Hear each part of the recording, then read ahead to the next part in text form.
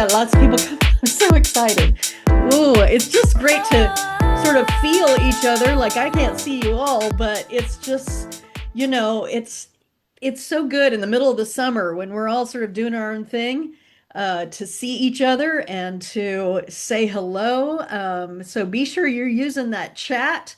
Even if you don't know anybody, it's like the longest table. Like I want you to just imagine that everybody here, we've got like 55 right now, and they're still joining. Just imagine we're all around a big, long table, and we're getting to have some good food and some good conversations, getting to know each other better. I'm just getting verklempt about it all. I cannot even tell you, as I was writing the Love One Another series, I would sit here and just like, why? That would just be bawling and writing, and just the power of community, the power of being together. It's just so incredibly important. Anybody can give me an amen in the chat that wants to. So let me just get started and say to you, it is just my honor and privilege to be in collaboration with Church of the Resurrection again 2 years ago when they did their last kindness campaign called Do Unto Others. We collaborated and I created worship, fully scripted worship series for that. And then again, this year, their kindness campaign. And as you know, it's Love One Another. I've got the t-shirt on, right? And if you have signed up and downloaded their free graphics, you can also get your own t-shirts made with your own church name on it, which would be awesome. But I am so grateful to be collaborating with Church of the Resurrection again. So we have lots of wonderful in real life people on this webinar. I'm so grateful for you showing up. So grateful we can make this in real life connection, even though it's Zoom. It feels like in real life, right? These days when a lot of people watch recordings.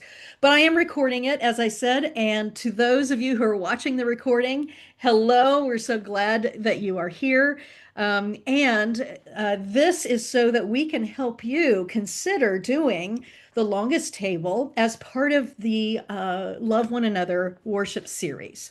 Because all of you know that I don't just think that worship happens inside the four walls. I think that every theme we do has to have a way to reach out beyond the walls, not with the specific purpose to bring more people in the walls, although that might be a happy coincidence, but simply because that's who we are, right? That's who we are as church, and we want to make sure that we are reaching out and making connections, especially with folks who don't have a church home and just need a connection. So that is one of the ways that the longest table can function, and that is just to offer hospitality and a meal with no strings attached. And that is very, very important to both me and to the longest table folks, and you will hear about that today. I'm going to, in just a moment, hand it over to Aisling Kennedy, great Irish name. All of you know how in love with Ireland I am. And so she's going to take us through the information that the longest table folks tell everybody about how to host that. But first, let me just say this. In the overview to the worship series, I um, I wrote about the times that we live in, the difficulties, sort of the drone level existential view. It can get pretty depressing. But then I wrote this, which I think is the essence of what we are about in this worship series, this kindness campaign, and in the longest table. So I wrote this. I have the great privilege of living in a neighborhood that intentionally gathers on a regular basis. At one gathering, I was awestruck by the realization that I share with these people the experience of living in this part of the city, on this street, hearing these birds affected by certain social factors based on our location. We are connected already, and yet by physically connecting in what we might in the church world call fellowship, we don't just live next to each other, we live in relationship to each other, with each other. When somebody has a baby, we collect our resources to buy strollers and baby clothes. When someone is gone or in the hospital, we take care of yards, check on pets. When somebody needs a hand, we put out the call and people respond. So here's what I write. Let's sit down at the table together and check in. Whether this is the community right around your church or the one around your house, on your street, or the extended community that is beyond your street, maybe the town. Um, let's figure out how to tend to each other and try to alleviate immediate pain on a granular level. Because when we do that, overarching existential pain eases a bit, making life in this moment more doable, more survivable. So that is really the essence of the message is we can become so overwhelmed with the big drone level view, but if we get down to person contact, when we sit across the table from each other, when we learn each other's names, when we say, "Hey, I'm here, whether you come to my church or not, I'm here if you need anything. Let's be in connection." That is what will save us in this moment, I believe. See, I get verklempt. You all know me. I am just like I'm a crier. So at any rate, my friends, let me share with you just a couple of images here. Um, and that is that Love One Another worship series. You can get to it at worshipdesignstudio.com/neighbor. And you get to the Church of the Resurrection materials at campaignforkindness.com. Now they have all their campaigns for kindness on there. So just go to the campaigns and do the drop down menu and go into the Love One Another campaign. So you're going to have so many materials. So as you know, if you've used my series before, or if you haven't and you've downloaded them and you see what's there, there's a ton of things, everything you need for the worship series itself. And the campaign for kindness, if you haven't been there yet, there's all kinds of graphics, yard signs, swag, t-shirts, graphics, social media, branding, advertising, and they're going to have more by the time we get to the beginning of September. So that is all to you. But today, what I want to highlight is in the email I sent out about this webinar, is this ideas for hosting a longest table experience. That is there and it's in your worship series download. And I worked with Anna at the longest table team to put that together, especially for my folks who are going to be doing the worship series. So that is there with lots of different ideas.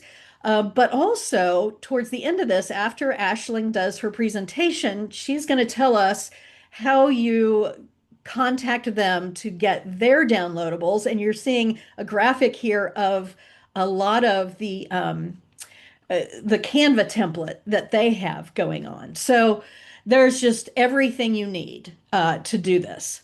Now, I'll finish this and then hand it over to Aisling. This is my birthday bench. I bought a bench for the front of my house for in my neighborhood. People walk their dogs all the time, and so a little place to hang out. But the amazing thing is that bench turns into a picnic table. So it's become a place where neighbors sit down with each other and check in. And so I also adorned it for a photo shoot about the Love One Another campaign with that logo, and just want to thank you all for what you will do with this worship series, and say that my prayers are with you. And as always, just email me if you have questions about the worship series. So without further ado, I'll take over letting people in if we have anybody else come in. Aisling, thank you so much for doing that. And Aisling is part of the New York team where the longest table originated. She's going to tell you all about it, its origins, and everything that they do to help people do it. So thank you so much, Aisling, for being with us.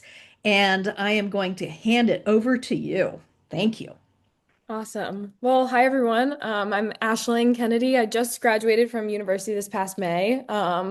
So this is technically my first time running through this whole presentation, but I do know everything there is to know. But hopefully the order works out and it flows very well. So I'm just going to tell you all more about the longest table today. And let's get presenting. Cool. All right, so we've already had a really nice introduction from Dr. Marcia here, but I'm just gonna walk you through the longest table, what we are, what we do, and why we think it's super important. So 4 years ago, our founder, Miriam Banikarim, came across this tweet about, and she saw a people sharing a meal in Egypt. It's something that they do every year there, and she thought, why is this not something that we are doing here in the United States? Why are we not meeting each other? Why are we not talking to our neighbors, especially in New York? And she just became super inspired and said, we can absolutely do this. Let's find a way to make this happen. So here I'm just going to show you all a little video that gives you a really good overview about the longest table, and you'll be able to see and sort of envision what we have going on here. When we tell people we close down streets and invite neighbors to eat lunch together, we watch their eyes glaze over.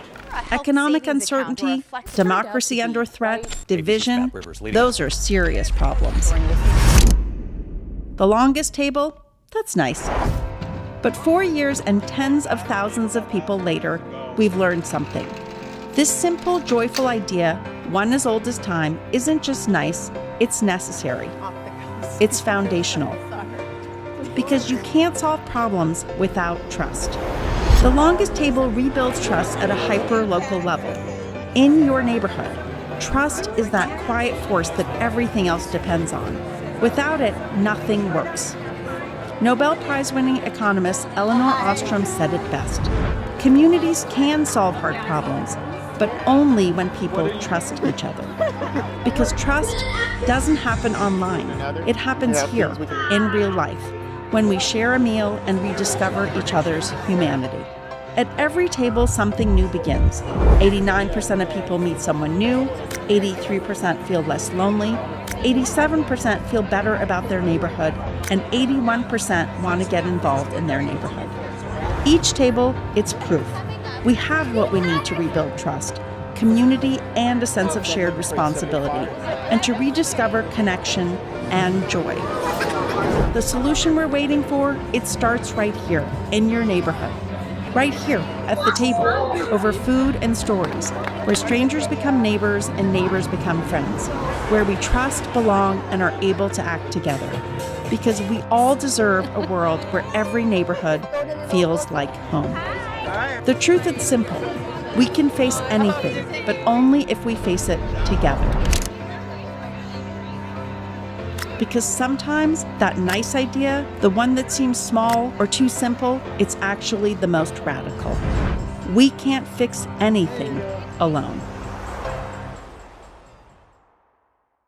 So our first longest table happened in Chelsea, which is in downtown Manhattan, in 2022. And for that event alone, we had 500 neighbors come out because ultimately this is about connecting people, which is truly what people want. I think especially after COVID, that's what we've all learned. And then after that, a woman from California also attended the event, and she asked if there was a way she could make this happen in her own neighborhood. She felt really inspired. So later in 2023, we helped her organize the longest table in California. And ever since then, we've had people continue to ask if we can help them do it in their own neighborhoods. So since then, we've had over 150 tables. We've helped connect over 40,000 neighbors together, and this movement kind of just keeps growing. So what we will help you with is we are essentially your support system. You tell us that you have interest, you come to one of these meetings, so we walk you through what the longest table is. And then after that, you sign a DocuSign, which essentially says you won't do anything weird with our logo or our branding. And then after that, we'll send you a toolkit. And you're essentially connected, you're in our network, and you can follow the steps that we give you in the toolkit. But you're also always welcome to reach out because essentially we want this event to be catered to your neighborhood. So it doesn't have to be a perfect replica of what we suggest. It just has to be a place where you're connecting people and really letting people meet each other and talk to each other. So our most recent longest table, which happened in October of 2025, there were over 2,000 people that came to attend. So this really has become a movement and something that people are really excited about and want to participate in and want to have keep happening as well. Like I said, we've had over 150 tables and they happen all over the country and they happen through and with all different types of organizations. Sometimes it's just neighbors trying to have this happen in their own home on their own block, but we also have churches do this. We've had synagogues do this. We've had a lot of universities do this. So people are getting interested and they're connecting all the people in their life together, which is really amazing. So basically what we give you, like I said, is the toolkit. This outlines a lot of different things for you, especially the timeline, which is super important. We normally say that it takes 6 to 8 weeks beforehand to make this happen, just because of permitting rules and any other things that you might have to think of, getting tables, organizing chairs, all those sorts of things. And then importantly, we also tell you about the people you'll need to make this event happen. So there's sort of three groups that are the most important. There's the host, so probably one of you, seeing as you're here right now. Then you'll want to get a really good grasp on your day of volunteers. So people who are going to help you set up chairs, set up the tables, make sure that people have name tags on, make sure that people feel welcome. And then the third group of people are your table captains. Table captains essentially are people that you've coordinated with and you've made them sort of mini hosts. You make them responsible for one table and you just ask them to make sure that they have 8 to 10 people that they know will come to the event. So if you're worried about attendance, they're a really big help. They also then become responsible for their table, so they make sure that people are going to bring food, that they'll have sufficient amount of food for their table. Some people get really into it and they want to decorate their table and they want to make it really fun. And then also sometimes we'll make sure that their table has an extra space or two. So anyone who comes to the longest table alone, we ask the table captain to be that person who brings them in, says, here, meet my friend, here, meet my neighbor, so that no one who comes alone feels unwelcome. Your table captain will be really good to help draw people in and make sure that people don't feel like ostracized by any means. So some frequently asked questions that we get, how long does it take to organize the longest table? Normally we say 6 to 8 weeks. You'll just want to check the permitting laws in your area. Sometimes different cities want a longer timeline, want you to request it 12 weeks in advance. Others are a lot more relaxed and only need a month in advance. Like I said, permits really vary on where you're from. Sometimes they don't even need you to have a permit. Other times they do. I would say, being from New York City, you absolutely need a permit. That is very important. So just making sure that you're checking that ahead of time will make your life a lot easier. How much does it cost? So really the most expensive part of a longest table is going to be those tables and chairs. At the same time, there are a lot of ways to sort of outsource that cost, especially if you're working with the church. There are a lot of tables and chairs in the world, so you can usually find places that are willing to donate or let you borrow tables and chairs. If you have them lying around in a basement, if you were okay with bringing yours from your own dining hall, there's a lot of different ways to make sure that that does not break your bank. Additionally, sometimes the permits cost money. Oftentimes they don't, but that's just something to be aware of. If it rains, some people decide to have a rain date. Other people's will cancel, which is unfortunate. Some people are able to move inside. So there are a lot of different options, and we just suggest people to be thinking about that, but also not to make it break your planning by any means. Do I need a registration system? So we often work with Eventbrite, which is a place where people can sign up and say, I'm going to come to the longest table, just so that we get an idea on the numbers and how many people we should be expecting. We find it super helpful, especially because the longest table is a free event. It also means that you can have people on your wait list. We often say that only about 60% of the people that register and say yes will actually end up coming. So when you have people on your wait list the day of or a week before, you can let them off and say, hey, come to the longest table. We have extra room. It's always good to invite and admit more people, even more people than you think you have room for, because if worse comes to worse, they can stand. You can tell them to bring a picnic blanket. You can have them just walk around. So the more the merrier is ultimately the goal. Can I use this event as a fundraiser? We say no. That's kind of something that you sign when you sign into the community guidelines agreement. This whole event is meant to be free. We don't want anyone to have to pay for anything. And additionally, It's just not legal given the type of nonprofit organization we are. So you can't be making money off of this or off of our branding. That said, you can have local restaurants or people selling things there, but we just want to make sure that no one has to buy anything. That's the biggest rule. And yeah. So the next steps, in terms of the next steps, you're already at this meeting with me, so that's great.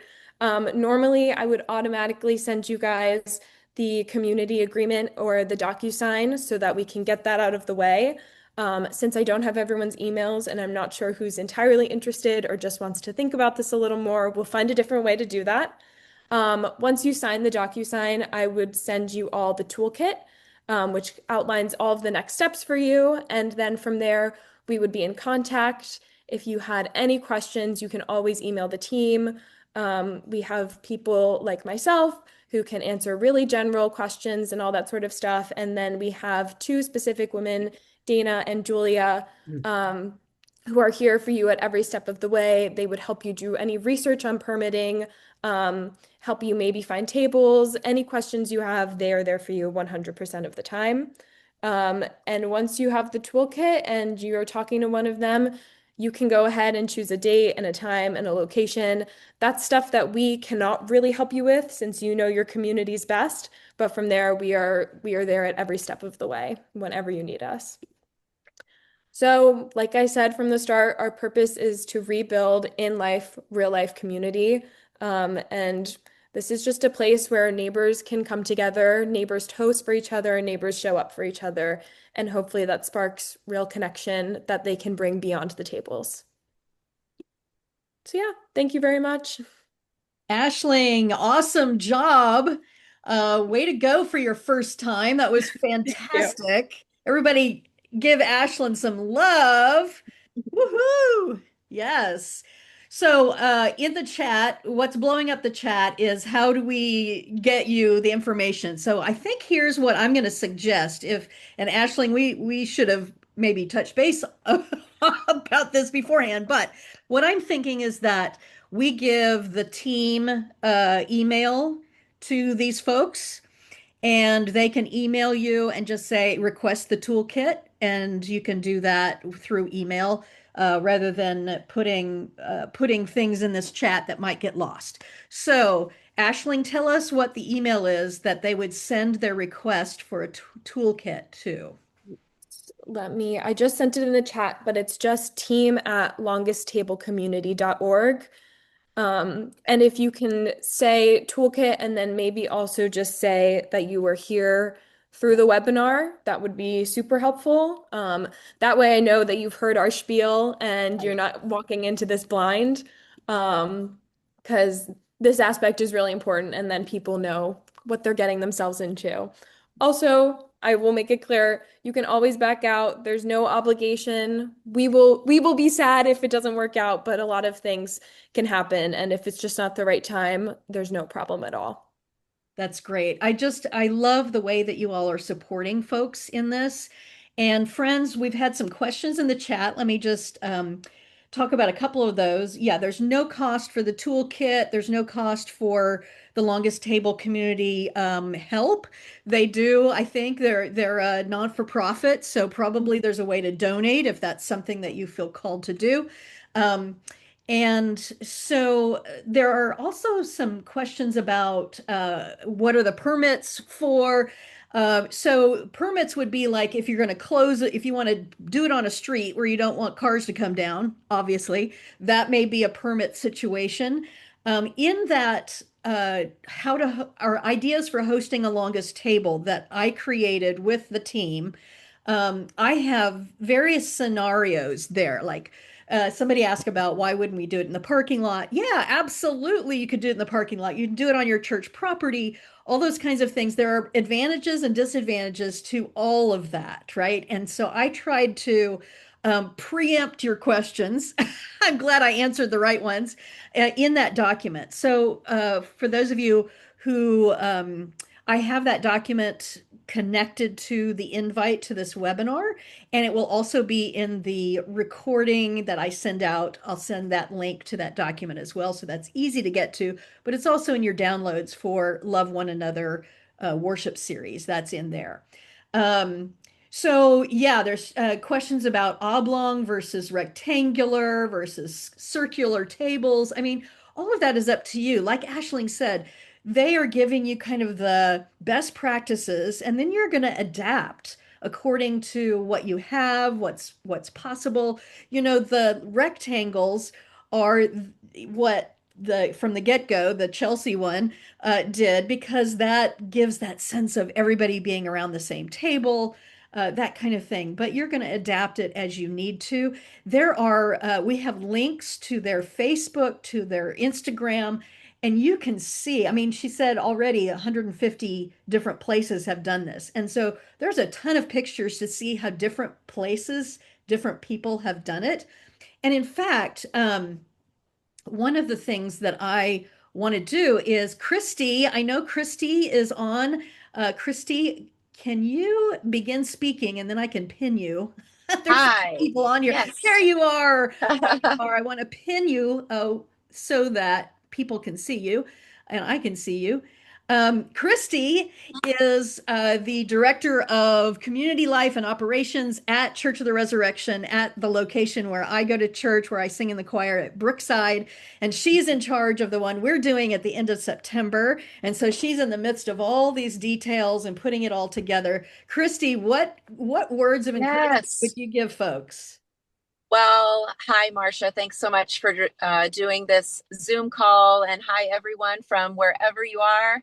This is really exciting. So we did Longest Table for the first time 2 years ago in 2024.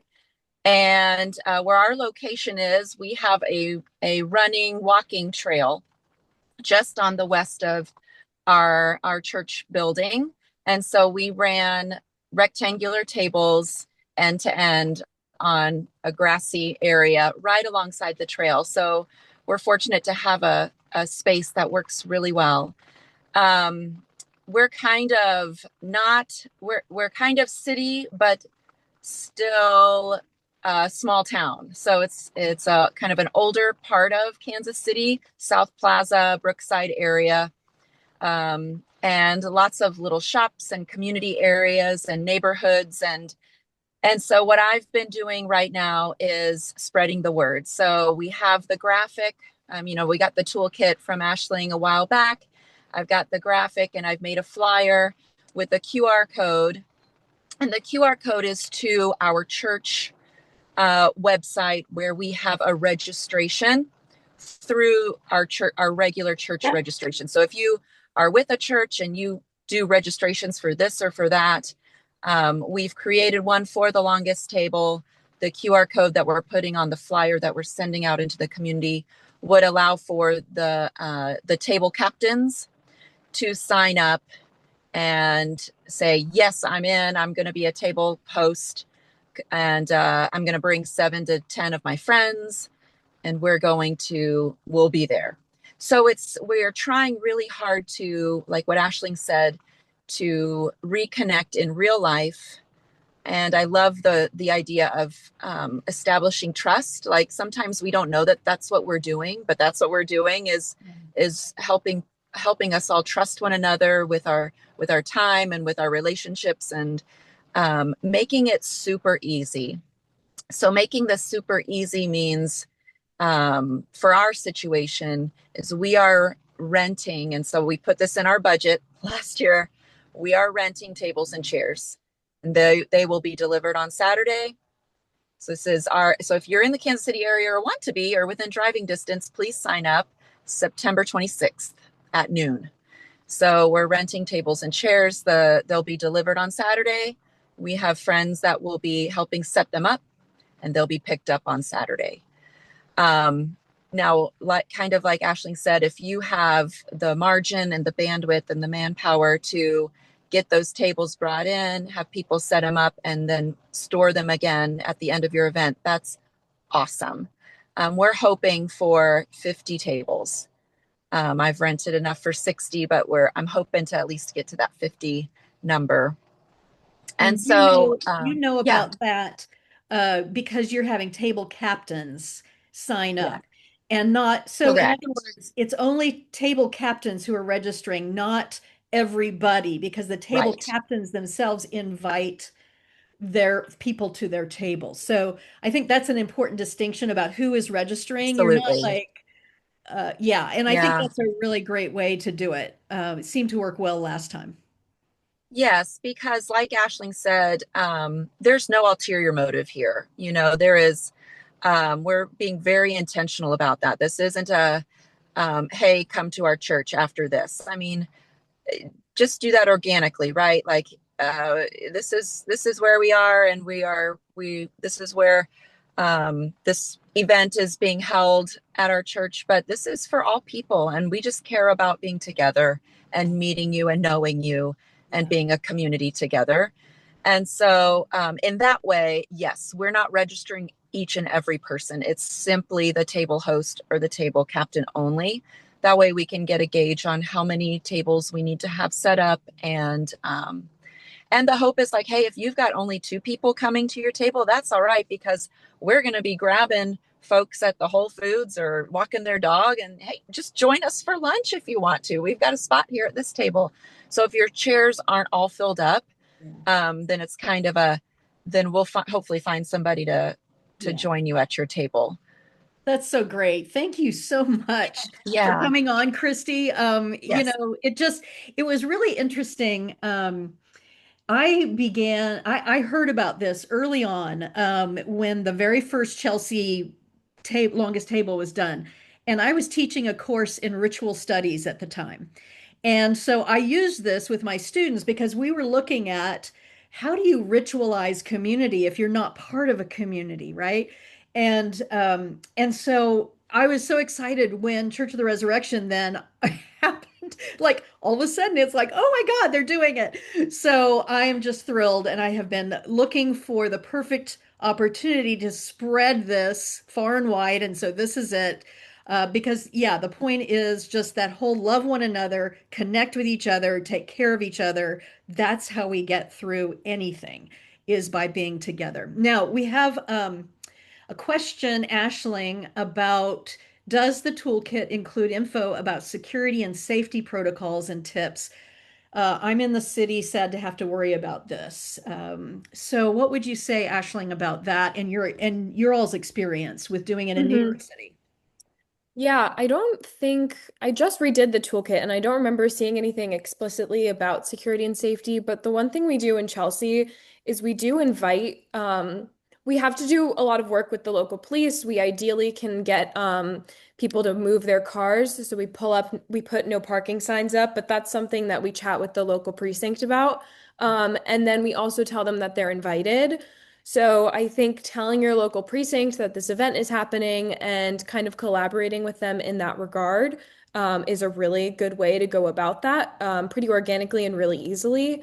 If you're a little more concerned, I don't know where you live, then it would definitely be a good idea to maybe, once again, ask your local precinct if they'd be willing to have maybe two officers just stand around.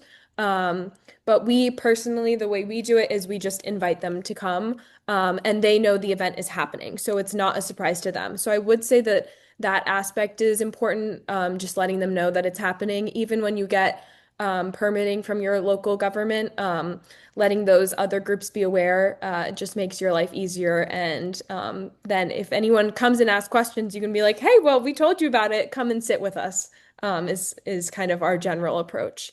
That's Um, great. That's great. yeah. Thank you. Then I also saw, I know you mentioned earlier Mhm. the table shape, but I Yeah. do want to also say we've had horseshoe shapes, we've had zigzags. There was a table in San Francisco that was in a zigzag, so the Love shape does not matter. Just the connection ultimately. Yeah, Yeah. yeah, that's cool.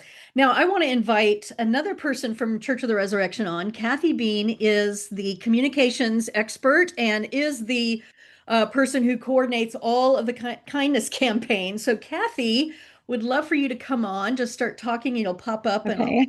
I'm Hey, love to there you talk. are. Hi. So glad you could come on. Sure. Fantastic. So, Kathy, we had a question in the chat about matching the color, ordering t-shirts, that kind of thing. Mhm. And so there's those granular questions. But just to begin, I'd love for you to just say a little bit about the kindness campaign Sure. and this wonderful connection with Longest Table. Sure. Love to. This year's kindness campaign, the theme is, as Marcia shared, love one another. And we really are taking this year's campaign in more of a direction of s spiritual personal growth through engagement, and which leads to our communities growing and being better. So the longest table fits right in with what we're trying to accomplish. We're going to be doing more an emphasis on what can one person do to demonstrate this love in tangible ways. And so that's kind of where we're going. We're still working on all of our resources that are going to be on the website, campaignforkindness.com. I just saw a question about a t-shirt in the chat. And once again, our local vendor, GoX, which is part of the Global Orphan Project, is willing to provide t-shirts for any church or organization to order and have your own logo on the back of them. So it would be exactly like what Marcia has, but would have your church or organization on the back instead of Church of the Resurrection. And they are providing those at a very reasonable cost, and it's only a minimum order of 24 to have them customized. So if you go to the Campaign for Kindness website, that link to GoX will be there, and I'll also put it in the chat if you want to go to them directly. But they are making that available to anyone who wants to do that. If you can also, if you have a local vendor you want to use, you can download any of the artwork, any of the materials, and we do have specs on those that have the exact color palette that you could use. Just other things that are going to be happening with this is we are going to do something called a Month of Love in Action. And this is going to be a tool that can be used for groups or for individuals to really read some scripture, do some reflection, and then think about and reflect on how you might put this in action in your own everyday life as we work to spread love. Are there? I'm That's happy to fantastic, take any other Kathy. Thank you. And I questions. just want to say, for those of you who are used to Worship Design Studio creating a devotional guide or that kind of thing, I didn't do that for this because Church of the Resurrection is creating this resource that you will be able to use, and they're in production on that, I believe, and Yes. so that will be available soon. Um, yeah, so Kathy, thank you so much, and thank you for the Sure. reminder that people can actually order from the supplier. That's super easy, but also all those graphics are available, and you can make yard signs, you can make all kinds of things, stickers, and yeah, it's just wonderful. And I made a tablecloth that you saw that in the picture at the top of the hour. Mhm. And so having a tablecloth made with a logo is great for on the altar, but also on the registration table at the longest table. I mean, so connect it all together. In fact, we just had at the Brookside location, we had a potluck at the city park, and I brought that tablecloth out there. And so it's just wonderful to give those visual cues that all of this is connected and that is the main theme. Kathy, thank you so much for coming You know, on. Yep. I might just add real quick, if you're Sure. not familiar with GoX, these are fair trade, fair wage produced t-shirts. They are actually manufactured in Haiti. They are one of the few organizations that has consistently employed people and continues to do that despite the challenges there. So it's really a great story about reaching out to our neighbors beyond our communities and helping to support their community. That's great. Thank you so much. Sure. Ashley, we've Thank you. had a few other questions about food. So some of these questions are, if you'll read in that, ideas for hosting a table are there, but just reiterate once again, table captains are so important. And I know the way we did it at Church of the Resurrection and are doing it again is that we asked table captains to be in charge of providing food just for their table. So in other words, this is a way to provide hospitality, but also not have to have a huge endeavor of the church trying to provide food for everybody. Now, I did see that Nicole said in the chat that they did this, but the city didn't want potluck, because of their ordinances. And so they had to do food truck kinds of things. But there's a lot of different ways that this happens. Aisling, would you just tell us a little bit more about food and what the Longest Table team has seen in other places? Mhm. So generally we call this event a sort of potluck-like event. So like you just said, the table we find it easier if the table captains kind of organize food for their table. That way we know for sure that we have enough for everyone, especially at their table. It also means that there aren't 20 cakes being brought and then no one has like a real meal. If that's what they were expecting. And it also means that the people organizing don't have to pay $100 bajillion for all the food for everyone. That said, we did just have a woman email us and tell her that the city that she's from was not going to let her do a potluck for health reasons. So we have just been brainstorming other ways to make her table happen a little more seamlessly. One idea was that people could get takeout, or they could get tubs of family style food from local restaurants. So there are a lot of other ways to make it happen. It's just like a price, more so a price issue, especially for the overall host. Then we've also had smaller communities in particular just set up buffets. And those were instances where everyone sort of chipped in and paid a little bit for their meal. Obviously not required. Like we said, we really do value and cherish this being a free event. But I think this event was actually being run by a church. So they were easily able to assemble a little bit of money so that they could set up a proper buffet style setup. So there are a lot of ways. Be creative, but the idea is, initially at least, for it to be a potluck and that everyone is sharing and that everyone has brought a little something to the table as well. Cool. And then I also saw a question about staying connected. I just responded in the chat and I said we just encourage people to exchange information if they want to. But also we do really enjoy when tables are able to set up a little check-in table at the front and people can give their emails. And then that way you as the host can actually send a survey out afterwards and just say, hey, did you like this? Would you do it again? Were there things you would change? Just answer a few questions. And then that way you can also remain connected with people. And you can invite them more personally next time if you're going to do it again.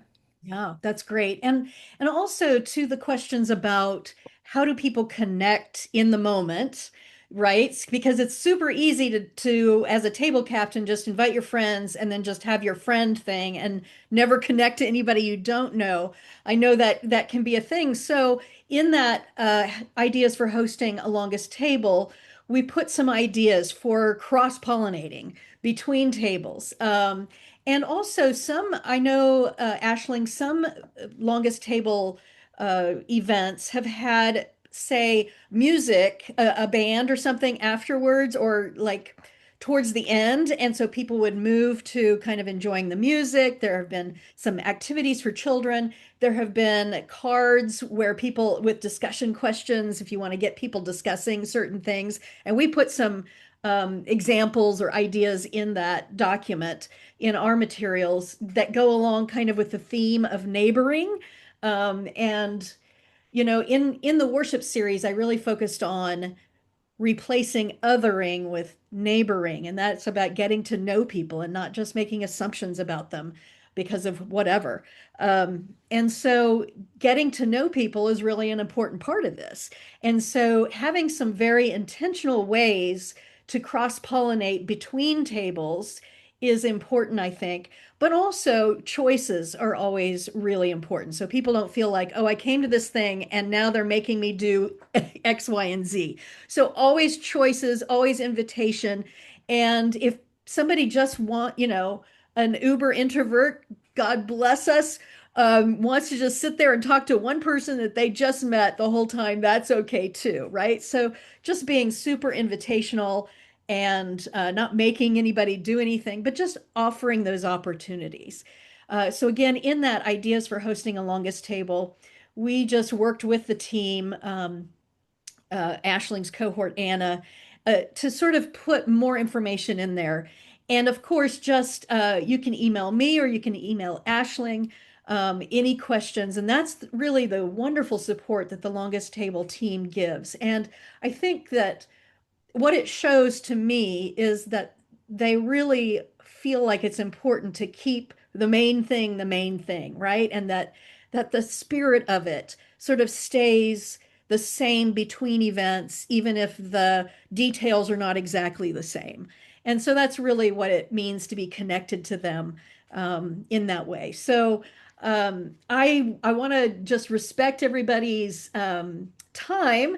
Oh, good. So thank you, Kathy. She put in the chat, and for those who are listening to the recording, I will include the chat in a document with the recording. But Kathy has put the link for the t-shirts to get your custom branding. And yes, let me just, as we finish, let me just put up again the slide. You are going to have so many resources, and of course, the resources from the Longest Table. So what we have said is that you are going to email Ashling and indicate that you are at the Worship Design Studio webinar on the Longest Table so that they know you've already heard the spiel, because that's one of the recommendations or the requirements. And they will send you the DocuSign. And you will DocuSign that, just as she said, agreeing that you won't do anything weird with their logo and, disparage their organization in any way. And they will send you this fabulous toolkit, and you will have access to them to ask questions or get their help along the way. So I just want to say again, thank you, Ashling, for being with us today, for what the Longest Table does. Thank you, Kathy, and the Church of the Resurrection for this collaboration with the Campaign for Kindness. Thank you, Christy, for coming on and talking about your experience of what you're doing. So thank you, all of you who will be proclaiming love one another in some way, shape, or form this fall, or whenever you do it. It can be done any time of year, really. But the Church of the Resurrection does their campaigns for kindness kind of timed before political elections, because that's when our divisions seem to kind of sizzle up even more. Even though this love one another, and especially the worship, is not, it really doesn't name political divisions as much as just simply, as Kathy said, growing spiritually, connecting with each other, being with each other as the way to survive these moments when things feel a bit tenuous or division seems to be at the height. So anyway, thank you all so much for all you are and for all you do. Many blessings. Thank you so much. Take care.